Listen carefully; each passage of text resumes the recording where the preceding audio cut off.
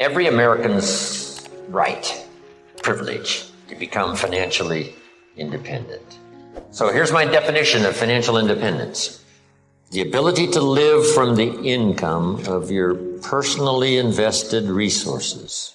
That's the simple definition. That from the resources you've invested, the income from those resources, you could live. Here's one of the advantages of financial independence. Now you can work or not work. Or you can certainly choose the work to do. Now you can work by choice, not by necessity. And here's one of the best. To be able to work for joy and not for necessity. At first, of course, we have to work for necessity. But if you can finally reach the point where you can work for joy, not for necessity. That happened for me all those years ago. My father kept talking about financial independence, debt-free, no one having a claim on your assets, finally being able to live from the income of your invested resources. I remember the joyful day when that finally arrived. So what I've done now, most of my life, I've had the unique privilege of working for joy, not for necessity. Not that the joy doesn't bring you more income. Not that working for joy doesn't make you another fortune. It certainly has for me, right? Another fortune and another fortune and another fortune. But not because I had to, but because I wanted to. I work now for joy and not for necessity. Key phrase to understand, we should teach this to our children. Economics is major. Everyone has to major in economics. Number one, for personal survival. To produce enough to take care of yourself. The first, economics. The next good phrase on economics, it's not what you earn, it's what you do with what you earn that makes the great difference in your financial future. All of this is determined by your own philosophy. It's important early, and kids have to have a personal philosophy working even when they go to school. Here's a good definition of your personal philosophy. A guidance system. And it does simply two things. Helps you to see the opportunities, take advantage of those. Helps you to see the dangers, minimize those. And as we learn and grow, we learn hopefully early to spot the dangers so they don't overcome us. Hopefully we learn early to see the opportunities and take advantage of those, maximize them if we can. That guidance system is like a sail on a sailboat. The winds are always blowing, favorable winds, unfavorable winds, stormy winds, economic winds, political winds. The wind is always blowing. But to arrive at a predetermined destination, it is not just the blowing of the wind that we have to deal with. Here's the major part, the set of the sail. The set of the sail is what you learn, talking to each other, gathering more information, filling up one journal, then another one. Information. Guidance on how to trim the sail, set the sail. The Sunday morning sermon, the lyrics of a song, the dialogue of the movie.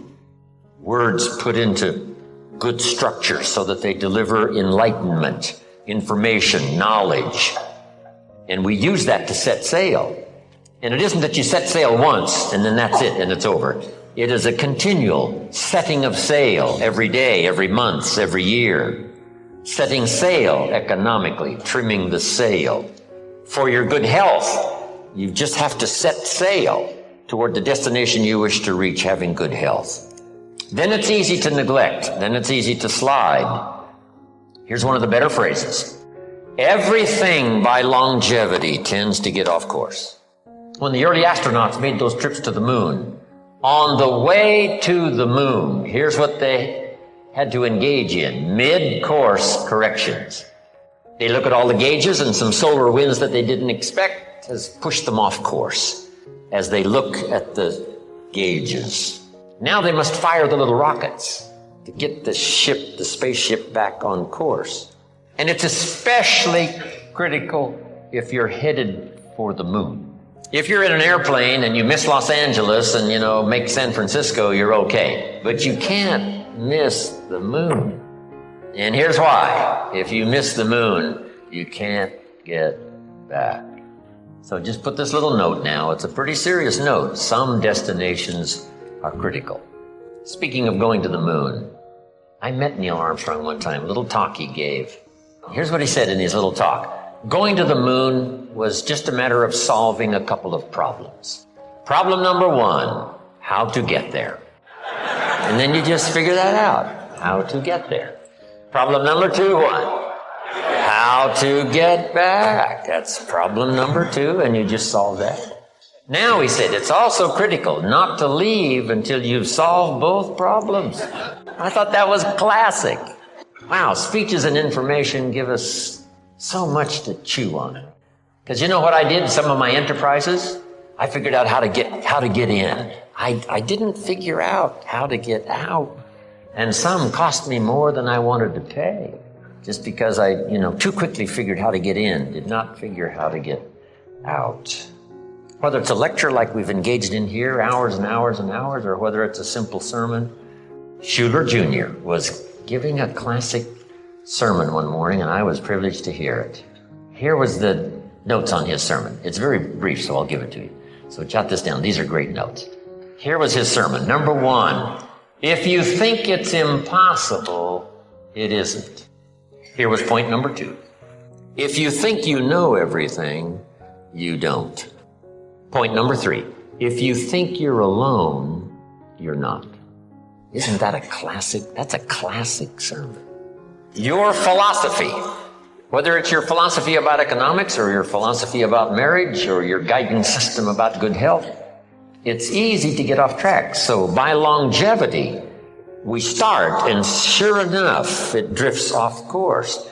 And that's what sermons are for. And that's what the lyrics of the songs are for in personal conversation, is to get us what? Back on track.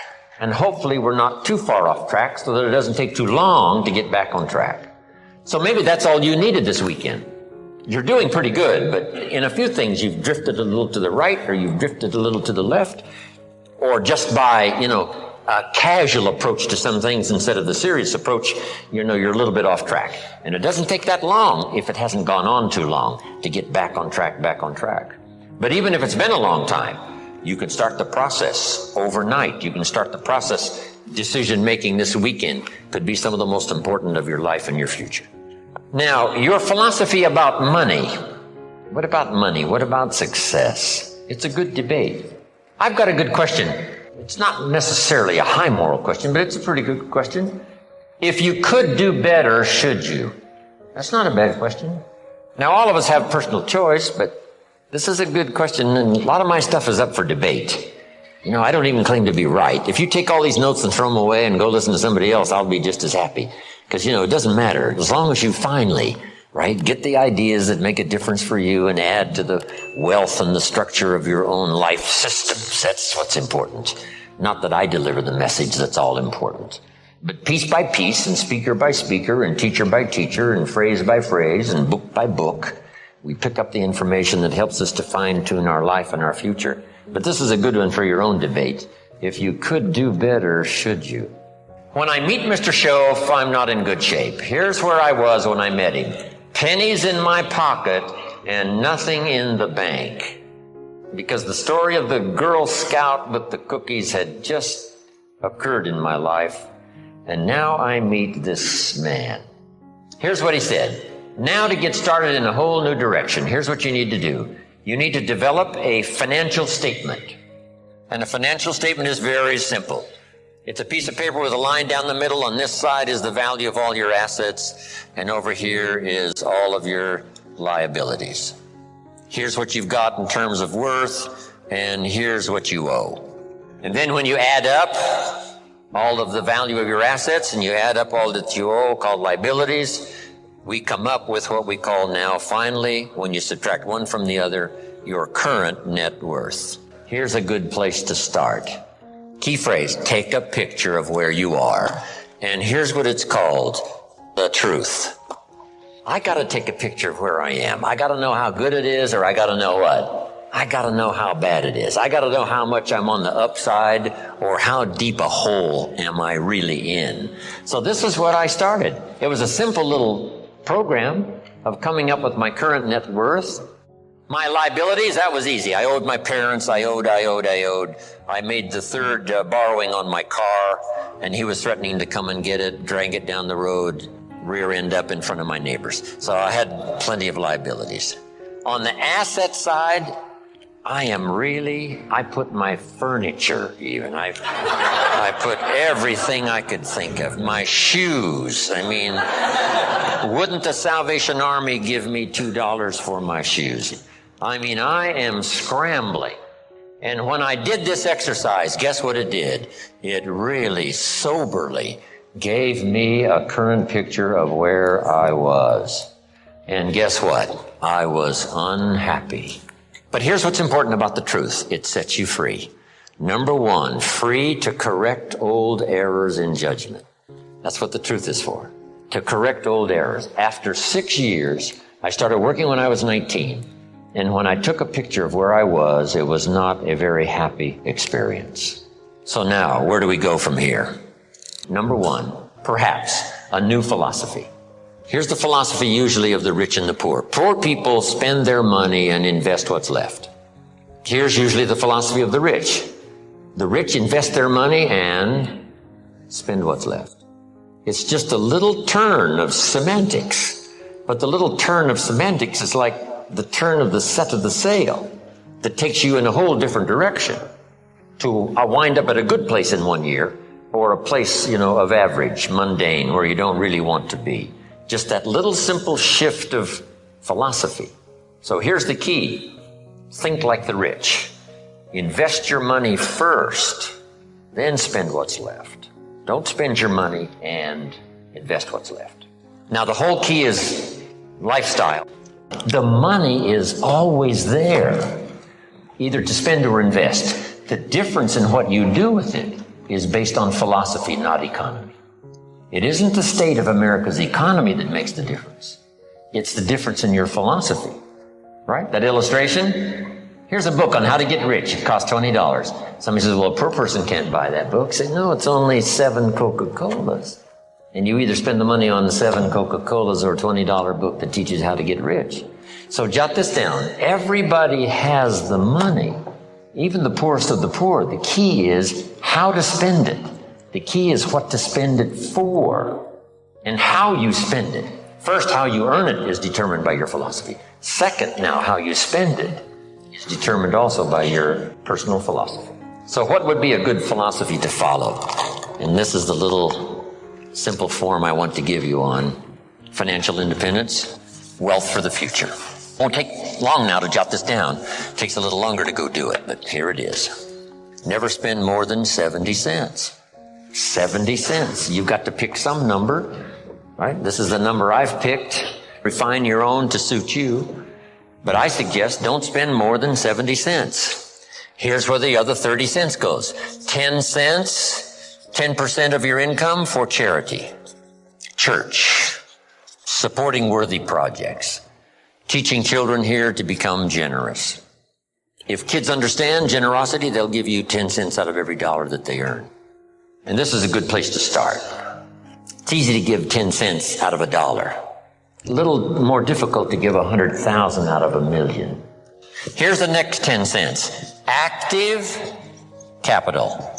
Try to make a profit. It's called buy and sell. I learned to do this starting at age 25. It's how I made my first fortune. Buying and selling. Active capital means you try to make the profit. Buy a piece of property and improve it and sell it. Keep saving up this active capital until you've got some to work with to buy and sell. Make a profit. Now the third 10 cents is passive capital, which means let somebody else use this 10%. You put this to work and see if you can't make a profit. You are the passive partner in providing the money. They are the active partner in seeing if they can make a profit and pay you dividends and stock increase and interest. And that little formula is a good place to start. Now, you might not really be able to start there. I call this the ideal. Maybe by the time you've heard this, you're in such bad financial shape that you have to go here, 97, 1, 1, and 1. That right now you're in a trap. You're caught. And it's going to take you a while to get out. So right now you got to spend 97% of your income, right, for your living and lifestyle because, you're caught, you're obligated, there's no way out. And then the rest of these now are just 1, 1, and 1. The key is to start with something. Now, Mr. Schoaf gave me a comment. It has served me all these years. Here's the comment. It's not the amount that counts. It's the plan that counts. When I first met him, I said, if I had more money, I'd have a better plan. He said, no, if you had a better plan, you'd have more money. So if you have to, you start with 97, 1, 1, and 1. Then what do? Now comes the project right away of trying to get this 97 figure to go down and these other 3 numbers to start going up. This now becomes an exciting game to play. This is one of the great motivating factors in the world, is to start something and make progress. See, Jim Rohn told us the ideal was 70, 10, 10, and 10. But I can't start there. I've got to start with 97, 1, 1, and 1. And here's what you've got to understand. This is okay. I mean, if this is where you have to start, that's where you have to start. Then you start driving this number down and start driving these numbers up. And it's a whole game to play till finally you can arrive at this pretty good ideal way what to do with the money you earn from a paycheck. Now, when you start getting into the big money, these numbers have to change again. So if you have to, you start here. Get to the ideal. And then when it really starts to flow in your favor, you rearrange this program again, 10%.